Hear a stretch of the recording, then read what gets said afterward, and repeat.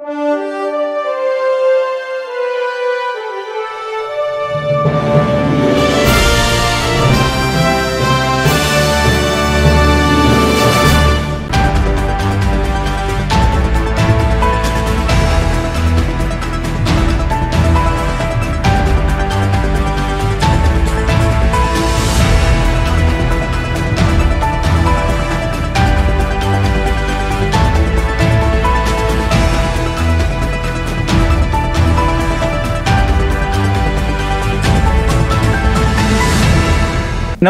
Greater Guntur voice కి స్వాగతం. నా పేరు నిహార్. ముందుగా బులెటిన్ లో హెడ్లైన్స్ చూద్దాం.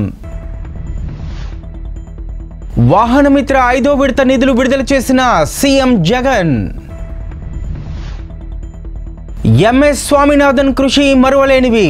వ్యవసాయ రంగం పట్ల ప్రేమతో ఎన్నో పోరాటాలు చేశారన్న కంచుమాటి అజయ్.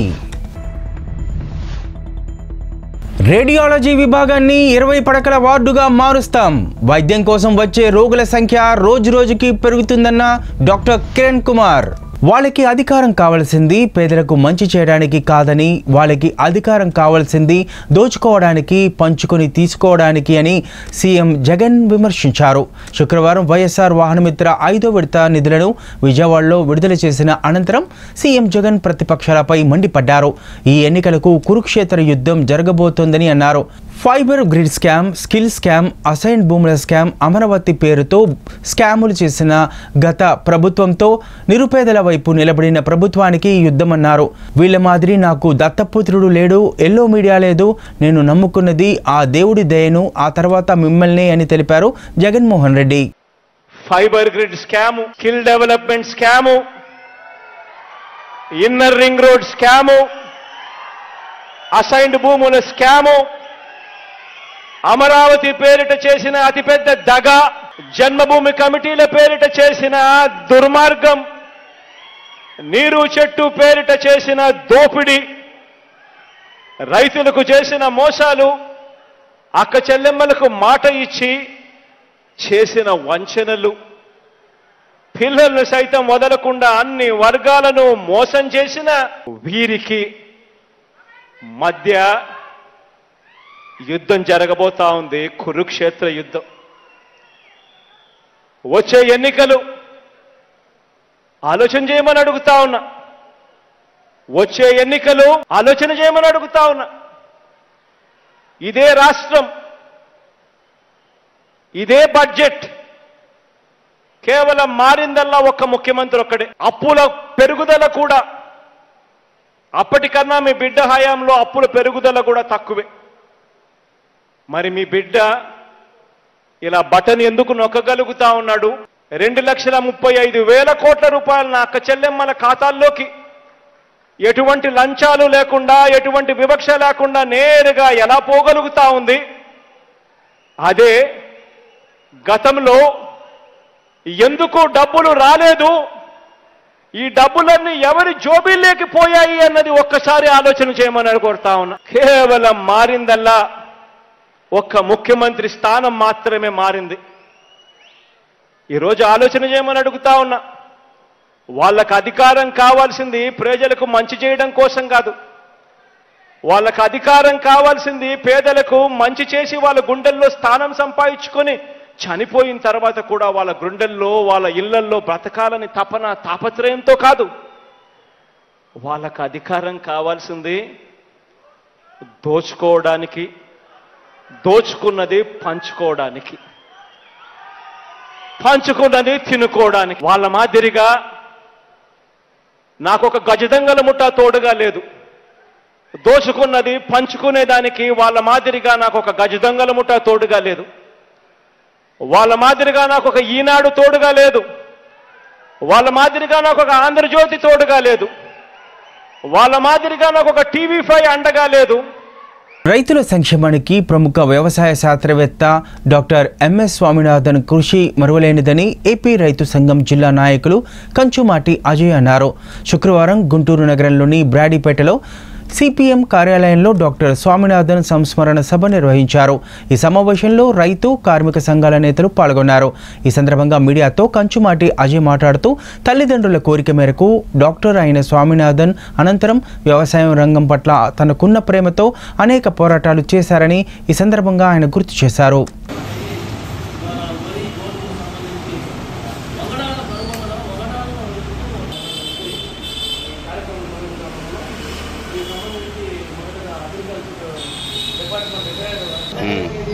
ఓకే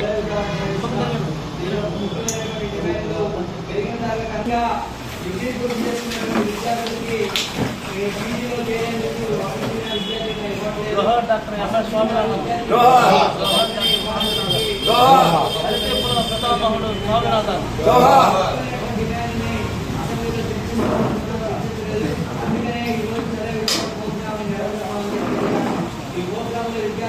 జోహార్ డాక్టర్ స్వామినాథన్ గారు, జోహార్ వ్యవసాయ నిపుణుడు డాక్టర్ స్వామినాథన్ గారు. డాక్టర్ ఎంఎస్ స్వామినాథన్ గారు నిన్న అకాల మరణం చెందడం జరిగింది. వీళ్ళకి గొప్ప చరిత్ర ఉంది. ఎంతోమంది పుడతారు, ఎంతోమంది చనిపోతారు. అది కొంతమందే ప్రజల గుడ్డలో నిలిచిపోతారు. అలాంటి వ్యక్తి డాక్టర్ స్వామినాథన్ గారు. ఈయన 1943 బెంగాల్లో కరువు వచ్చి లక్షలాది మంది చనిపోతే చలించిపోయాడు. అప్పటికే ఆయన డాక్టర్గా చదువుతున్నాడు. కానీ ఆ వృత్తిని వదిలేసి వ్యవసాయ రంగాల్లో వచ్చి రైతులకి అదేవిధంగా అనేక సలహాలు సూచనలు ఇస్తూ దేశ ప్రజలకు ఆహారం అందించాలని చెప్పేసి ఆయన వరి వంగడాల్లో తీసుకురావడం జరిగింది. దానికి అధిక ఉత్పత్తి కావడానికి ప్రధానంగా ఆయన రీసెర్చ్ సెంటర్ చెన్నైలో నిర్వహించడం జరిగింది.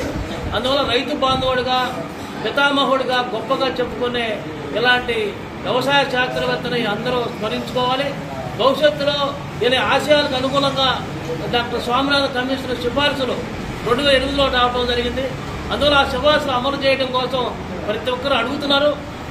కౌలు రైతులు, పేద రైతుల దగ్గర నుంచి అన్ని కుటుంబాల రైతులు సక్రమంగా వాళ్ళు పంట పండించే విధంగా ఆయన సిఫార్సులు చేయడం జరిగింది. ఆ సిఫార్సుల అమలు కోసం ఈ సభ ఈరోజు సంస్మరణ సభ రోజు రైతు సంఘాలుగా మేము కోరుతున్నాం.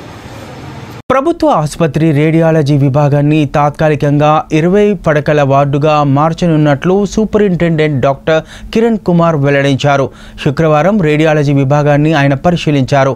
ఈ విభాగం 14 గదుల్లో వివిధ రకాల వస్తువులు, పరికరాలు అస్తవ్యస్తంగా ఉన్నాయని ఆయన చెప్పారు. జనరల్ మెడిసిన్ రోగుల రద్దీని దృష్టిలో పెట్టుకుని సత్వర అవసరాల కోసం 20 పడకల వార్డును తాత్కాలికంగా అందుబాటులోకి తీసుకుని వచ్చేందుకు ప్రయత్నాలు చేస్తున్నామని ఆయన చెప్పారు. సాధారణ వైద్యం కోసం వచ్చే రోగుల సంఖ్య రోజురోజుకు పెరుగుతోందని, దానివల్ల అనేక వార్డులో రోగులు ఉండటం వల్ల ఇబ్బందులు పడుతున్నామని అన్నారు. రోగుల రద్దీ దృష్టిలో పెట్టుకుని రేడియాలజీ విభాగాన్ని జనరల్ మెడిసిన్ వార్డుగా మారుస్తామని ఆయన తెలిపారు. అసంపూర్తిగా నిలిచిన సర్వీస్ బ్లాక్ నిర్మాణం కోసం రాష్ట్ర ప్రభుత్వం 7 కోట్లు మంజూరు చేసిందని డాక్టర్ కిరణ్ కుమార్ వెల్లడించారు. ఈ కార్యక్రమంలో civil surgeon RMO doctor Satish Kumar, nursing superintendent Asha Sajjani పాల్గొన్నారు.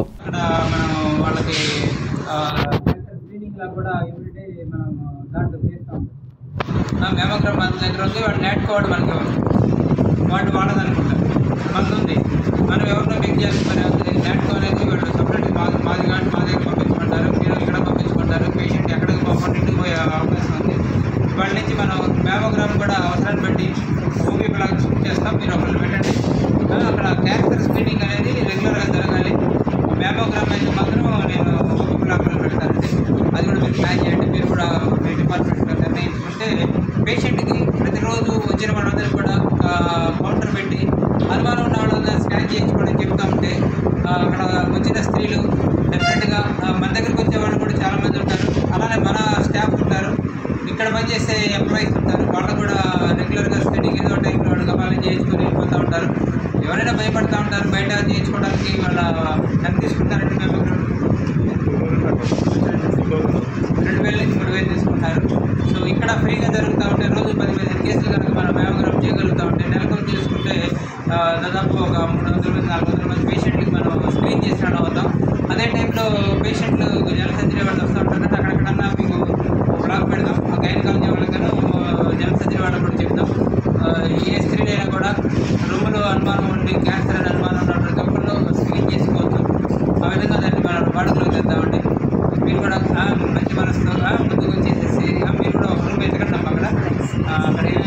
అయితే మ్యామోగ్రామ్ కూడా రన్నింగ్లో పెట్టాల్సిన అవసరం అయితే మాత్రం 100% ఉంది.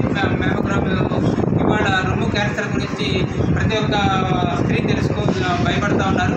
దాన్ని కనుక్కోవడానికి మ్యామోగ్రామ్ అనేది సింప్లెస్ట్ నాన్ ఇన్వేజివ్ టెక్నిక్ కాబట్టి సూది పెట్టుకొచ్చడం లేదా ఒక జనసేన తెలుగుదేశం పొత్తుకు జనామోదం ఉందని జనసేన పిఎస్సి చైర్మన్ నాదెండ్ల మనోహర్ వ్యాఖ్యానించారు.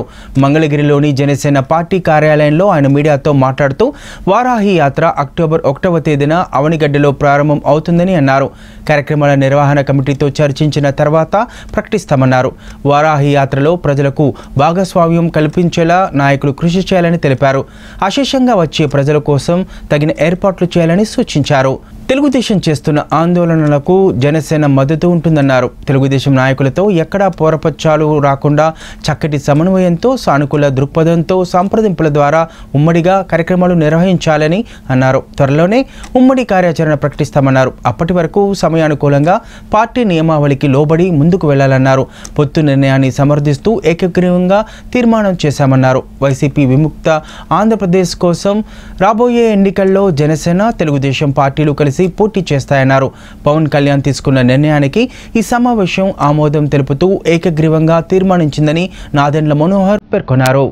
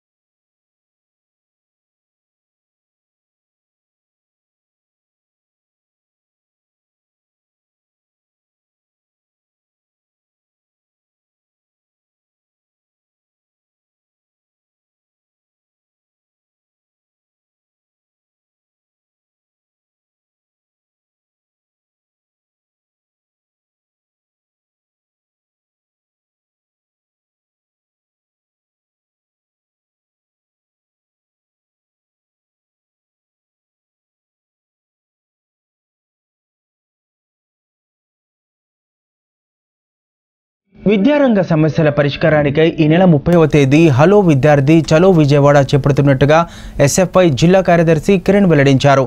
శుక్రవారం గుంటూరు నగరంలోని బ్రాడీపేటలో ఎస్ఎఫ్ఐ కార్యాలయంలో ఏర్పాటు చేసిన మీడియా సమావేశంలో కిరణ్ మాట్లాడారు. హాస్టల్ విద్యార్థులకు పెరిగిన ధరలకు అనుగుణంగా మెస్ ఛార్జీలను 3,000కు పెంచాలి అని, ప్రభుత్వ జూనియర్ కళాశాలలో విద్యార్థులకు పాఠ్యపుస్తకాలు ఇవ్వాలని, మధ్యాహ్న భోజన పథకాన్ని కొనసాగించాలని డిమాండ్ చేశారు. ఆయా డిమాండ్ల సాధనకై ఈ నెల 30వ తేదీ చేపడుతున్న హలో విద్యార్థి చలో విజయవాడ కార్యక్రమాన్ని జయప్రదం చేయాలని కోరారు.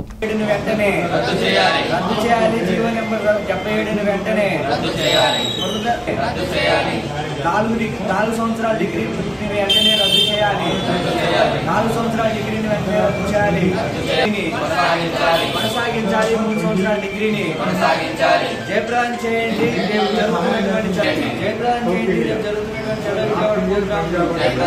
విద్యారంగ సమస్యల పరిష్కారం కోసం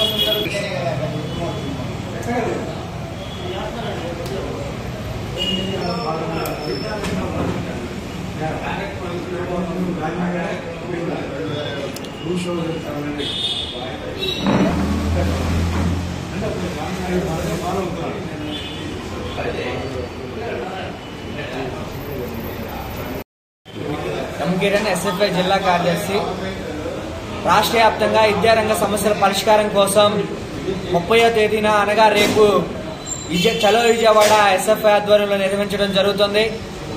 గత అసెంబ్లీ సమావేశాల్లో విద్యారంగ సమస్యలను పరిష్కరించాలి, విద్యారంగంలో వస్తున్నటువంటి అనేక ఇబ్బందుల్ని ప్రభుత్వం దృష్టికి తీసుకెళ్లాం, అధికారుల దృష్టికి తీసుకెళ్లాం. ఆ అధికారులు ఈ సమావేశంలో అయినా సరే చర్చించి విద్యారంగంలో ఉన్నటువంటి సమస్యలను పరిష్కరిస్తారనుకున్నాం. మేము పెట్టిన డిమాండ్స్ ముఖ్యంగా హాస్టల్ విద్యార్థులకి మెస్ ఛార్జీలు పెంచాలి పెరిగిన ధరలకు అనుగుణంగా. అంతేకాదు జీవో నెంబర్ 77 వల్ల ఈరోజు పీజీ చదివేటువంటి విద్యార్థుల సంఖ్య చాలా తగ్గిపోయింది. ఆ 77 జీవోను రద్దు చేయాలి. మరి ముఖ్యంగా విద్యా దీవెన వసతి దీవెన పథకం కింద చాలామంది అర్హులైనటువంటి విద్యార్థులకు అందట్లేదు. జగన్మోహన్ రెడ్డి గారు వాగ్దానం చేసినట్టుగా సంవత్సరానికి 20,000 రూపాయలు మేము ఇస్తామని చెప్పి వసతి దీవెన కింద వాగ్దానం చేశారు. కానీ ఈ 4.5 సంవత్సరాల్లో 10,000 మాత్రమే ఇచ్చారు. ఏ సంవత్సరం కూడా 20,000 రూపాయలు ఇవ్వలేదు. దాన్ని 20,000 రూపాయలు ఇంప్లిమెంటేషన్ చేయాలి. మరి ఇలాంటి విద్యారంగంలో ఉన్నటువంటి సమస్యలన్నింటినీ కూడా పరిష్కరించాలని చెప్పి మేము అధికారులకు వినతి పత్రాలు కానీ కలెక్టరేట్ల వద్ద రాష్ట్ర వ్యాప్తంగా ధర్నాలు కానీ నిర్వహించాం. ఇవేవి కూడా పరిష్కారం కాలేదు కాబట్టి రేపు 30వ తారీఖున పెద్ద ఎత్తున విద్యార్థి లోకం అంతా కూడా చలో విజయవాడకి వస్తుంది. ఈ సమస్యలు కనుక పరిష్కరించకపోతే రాష్ట్ర వ్యాప్తంగా బంద్కు కూడా మేము సంసిద్ధం అవుతున్నామని తెలియజేసేందుకు ఈ ప్రెస్ మీట్ నిర్వహిస్తున్నాం. రేపు జరిగేటువంటి చలో విజయవాడ ప్రోగ్రామ్ని విద్యార్థులు పాల్గొని జయప్రదం చేయాలని చెప్పి ఎస్ఎఫ్ఐగా మేము పిలుపునిస్తున్నాం. రాష్ట్ర ప్రభుత్వం ఎన్నికల ముందు హామీ ఇచ్చిన విధంగా వరుసగా 5వ ఏడాది వైఎస్ఆర్ వాహన మిత్ర ద్వారా ఆటో కార్మికులకు 10,000 రూపాయలు ఆర్థిక సహాయం అందజేయడం జరుగుతుందని జిల్లా కలెక్టర్ ఎం వేణుగోపాల్ రెడ్డి పేర్కొన్నారు.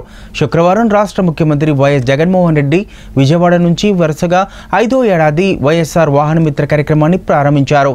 ఈ కార్యక్రమానికి గుంటూరు జిల్లా కలెక్టర్ కార్యాలయంలోని వీడియో కాన్ఫరెన్స్ హాల్ నుండి జిల్లా కలెక్టర్ ఎం వేణుగోపాల్ రెడ్డి, జిల్లా పరిషత్ చైర్పర్సన్ కత్తెర హెని క్రిస్టినా, శాసన మండలి సభ్యులు మురుగుడు హనుమంతరావు, అలాగే రాష్ట్ర ఆప్కో చైర్మన్ గంజి చిరంజీవి, రాష్ట్ర కుమ్మరి శాలివాహన కార్పొరేషన్ చైర్మన్ పురుషోత్తం, రాష్ట్ర విభిన్న ప్రతిభావంతుల కార్పొరేషన్ చైర్మన్ ముంతాజ్ బేగం, పలువురు అధికారులు, ఆటో కార్మికులు పాల్గొన్నారు. అనంతరం మీడియాతో జిల్లా కలెక్టర్ ఎం వేణుగోపాల్ రెడ్డి మాట్లాడుతూ ఆటో కార్మికులు వారి జీవనోపాధిని మెరుగుపరుచుకునేందుకు ఈ వైఎస్ఆర్ వాహన మిత్ర పథకం దోహదపడుతుంది అని అన్నారు. ఆదేశాల ప్రకారం ఈ కార్యక్రమాన్ని ప్రారంభించడం జరిగింది. ఇప్పుడు ఒక పైలట్ క్యాంపుగా కూడా మనం ఫిరంగిపురం మండలం కొనుగోపాడులో ఏర్పాటు చేసుకున్నాం. ఇది ప్రధానంగా ప్రభుత్వ వైద్యం అనేది ఇప్పటి వరకు అంటే ఇటీవల కాలం వరకు మనకి పేద ప్రజలకి చాలా దూరంగా ఉన్నటువంటి పరిస్థితి. దాన్ని family doctor concepts, YSR health clinics అని, 104 వాహనాలు, ఇట్లా అనేక రకాలైనటువంటి కార్యక్రమాల ద్వారా అలానే ఉన్నటువంటి పిహెచ్సిఎల్ని ఆధునీకరించుకోవడం, వాటిలో ఉండాల్సిన సిబ్బందిని అందరినీ కూడా అటెండర్ నుంచి డాక్టర్ వరకు అందరినీ అన్ని ఖాళీలు నింపుకుంటూ ఈ అందుబాటులో లేని వైద్యాన్ని గ్రామస్థాయి వరకు వైద్యాన్ని తీసుకెళ్లగలిగాం. ఇప్పుడు గ్రామస్థాయిలో ఉన్నటువంటి ఈ వైద్యాన్ని గడప గడపకు అందించాలన్న ఉద్దేశంతో ప్రతి ఇంటికి ముందు వాలంటీర్ వెళ్ళి ఈ కార్యక్రమానికి సంబంధించినటువంటి వివరాలు తెలియజేయడం, తర్వాత ఏఎన్ఎం వెళ్ళి ప్రతి కుటుంబాల్లో ఉన్నటువంటి సభ్యులందరితో మాట్లాడి వారికి ఉన్నటువంటి ఆరోగ్య సమస్యలు తెలుసుకొని ఒక కేస్ షీట్ని రూపొందించడం, దాని తర్వాత క్యాంప్ డే ఒకరోజు ఆ గ్రామంలో ఏ రోజు ఉంటుంది అన్నది ముందే వాళ్ళకి తెలియజేసి అక్కడికి డాక్టర్స్తో పాటుగా స్పెషలిస్ట్ డాక్టర్లను కూడా ఇప్పుడు మనం పంపుతున్న డాక్టర్లతో పాటుగా స్పెషలిస్ట్ డాక్టర్లు, ముఖ్యంగా గైనకాలజిస్టులు, ఆర్థోపెడిషియన్స్ ఇట్లాంటి వాళ్ళందరినీ కూడా అక్కడికి ఆ క్యాంప్ అయిన డాక్టర్స్ని తీసుకొని వెళ్ళడం, ఈ కార్యక్రమాన్ని నిర్వహించడం జరుగుతూ ఉంది. సో దీంట్లో ఇది చాలామంది పేద ప్రజలు సాధారణంగా వారికి ఉన్నటువంటి చిన్న చిన్న సమస్యలు ప్రాథమిక స్థాయిలో గుర్తించగలిగితే వారికి వాటిని నివారించుకోవడానికి వీలవుతుంది. కానీ చాలామంది నెగ్లెక్ట్ చేయడం వల్ల కానీ లేదా ఎప్పటికప్పుడు వాయిదా వేసుకోవడం వల్ల కానీ ఆ సమస్య కొంచెం ఎక్కువైన తర్వాతనే వారి దృష్టికి రావడం జరుగుతుంది. సో అట్లాంటి సమస్యలు లేకుండా ఒక డేటాబేస్ ఏర్పాటు చేసుకొని, ముఖ్యంగా ఈ మధ్య కాలంలో మనం చూసినట్లయితే డయాబెటిక్ కానీ లేకపోతే బీపీలు కానీ ఇట్లాంటి ఎన్సీడీ అంటాం మనం, వీటిని కనుక్కోవడం, తద్వారా వాటికి ట్రీట్మెంట్ ఇవ్వడం కూడా జరిగితే అవి తర్వాత ఇబ్బందులు లేకుండా ఉంటాయి. దీనికి సంబంధించి జగనన్న ఆరోగ్య సురక్ష అనే కార్యక్రమాన్ని కేవలం ఏదో హెల్త్ క్యాంప్ లాగా కాకుండా దీన్ని గ్రామ స్థాయికి తీసుకొని వెళ్ళి అక్కడ ప్రతి కుటుంబ సభ్యుడిని జల్లెడ బట్టి అక్కడ ఆ క్యాంపు దగ్గరికి తీసుకొని వెళ్ళి వారికి కావాల్సిన టెస్టులన్నీ కూడా ఉచితంగా చేయడం, టెస్టులు ఉచితంగా నిర్వహించిన తర్వాత దానికి సంబంధించినటువంటి మెడిసిన్స్ కూడా ఉచితంగా అందజేయడం, మెడిసిన్స్ అందజేసిన తర్వాత కూడా రెఫరల్ ఎక్కడికైనా ఇంకేదైనా పెద్ద హాస్పిటల్కి రెఫర్ చేయాల్సి వస్తే ఆ రెఫర్ చేసి ఆరోగ్యశ్రీ ద్వారా వైఎస్ఆర్ వాహన మిత్ర 5వ విడత నిధులను సీఎం జగన్ విడుదల చేశారు. రాష్ట్రంలో 2,75,931 మందికి 10,000 రూపాయల చొప్పున 275.93 కోట్లను బటన్ నొక్కి లబ్ధిదారుల ఖాతాలో జమ చేశారు. ఈ సందర్భంగా ఆయన మాట్లాడుతూ బ్రతుకు బండి లాగడానికి ఇబ్బంది పడే ఆటో ట్యాక్సీ డ్రైవర్లకు జగనన్న ప్రభుత్వం అండగా ఉంటుందని భరోసా ఇచ్చారు. ఆటో ట్యాక్సీ డ్రైవర్లకు ప్రతి ఏటా వాహనమిత్ర ద్వారా ఏడాదికి 10,000 అందజేస్తున్నామని తెలిపారు. శుక్రవారం సీఎం జగన్ వైఎస్ఆర్ వాహనమిత్ర 5వ విడత నిధులను విజయవాడలో విడుదల చేశారు. 2,75,931 మందికి 275.93 కోట్లు బటన్ నొక్కి నేరుగా వారి అకౌంట్లోకి వేస్తున్నామని చెప్పారు. ఒక్క పథకం ద్వారానే దాదాపు 1,300 కోట్ల రూపాయలు నేరుగా అకౌంట్లోకి వేస్తామని తెలిపారు. ఆటో ట్యాక్సీలను నడుపుతున్న కుటుంబాలకు ఈ ఆర్థిక సాయం చేదోడు వాదోడుగా నిలుస్తుందన్నారు. అయిపోయిన వెంటనే బటన్ నొక్కి నేరుగా వారి అకౌంట్లలోకి పంపించే కార్యక్రమానికి శ్రీకారం చుడతా ఉన్నాం. ఈ విధంగా 5 పర్యావరణాలు ఒక్కొక్కరికి 50,000 వరకు ప్రతి డ్రైవర్ ఆటో అన్నదమ్మునికి, ప్రతి డ్రైవర్ ఆటో అక్క చెల్లెమ్మకు కూడా గుర్తుపెట్టుకొని ప్రతి సంవత్సరం ఏ సంవత్సరం మిస్ కాకుండా ప్రతి సంవత్సరం నా అన్నదమ్ములకు, నా అక్క చెల్లెమ్మలకు తోడుగా ఉంటూ ఈ కార్యక్రమం అమలు చేస్తా ఉన్నాం.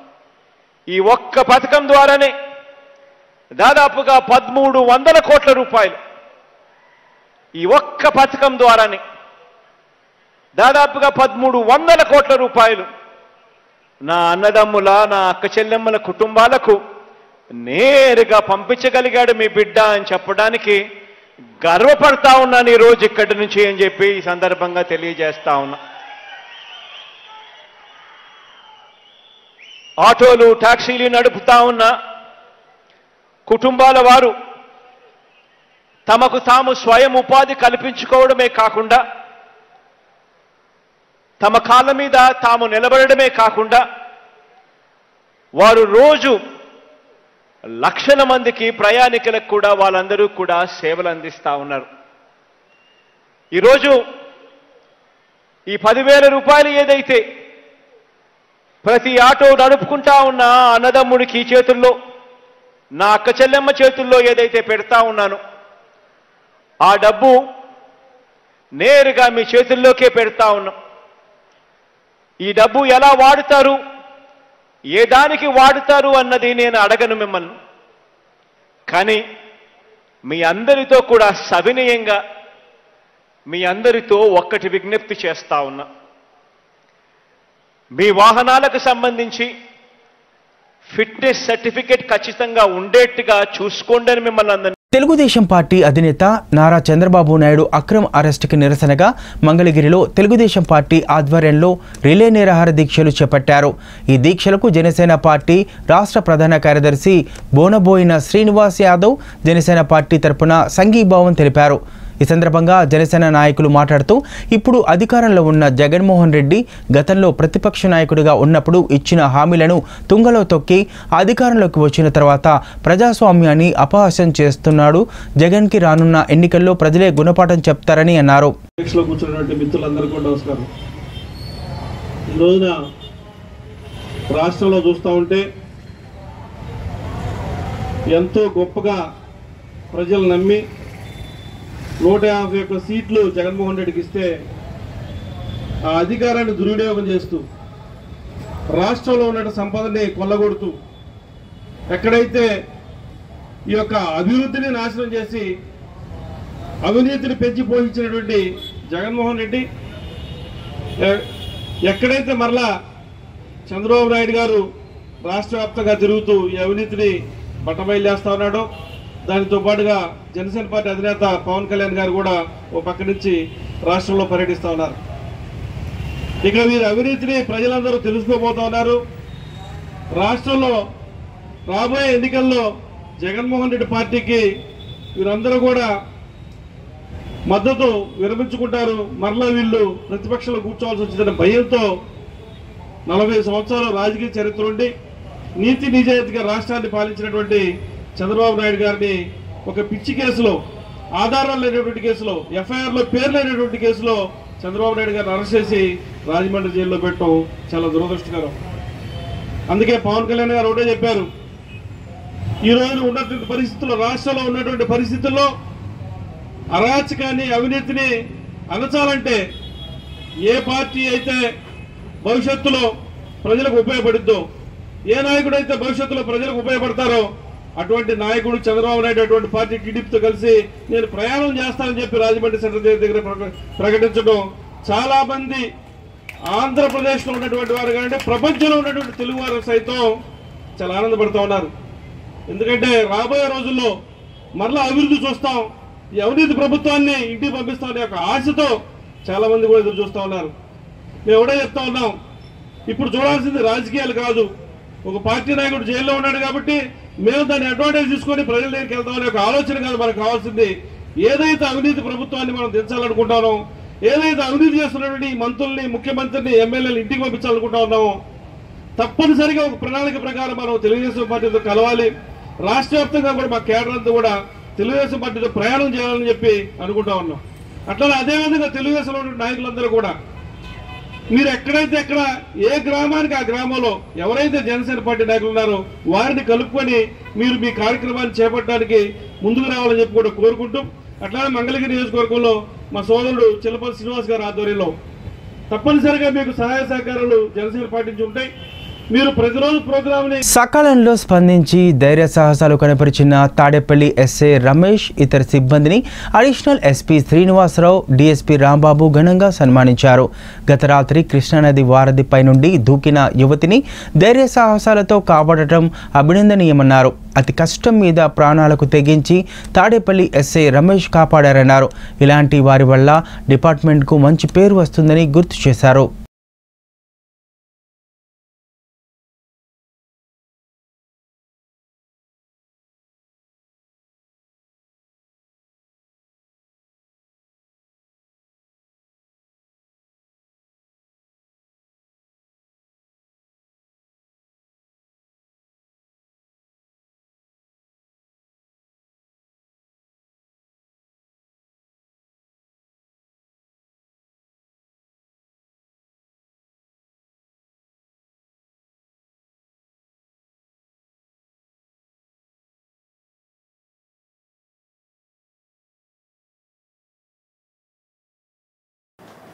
మనం ఇప్పుడు చెప్పుకున్నంత ఈజీగా అక్కడ నిన్న రాత్రి పరిస్థితి లేదు.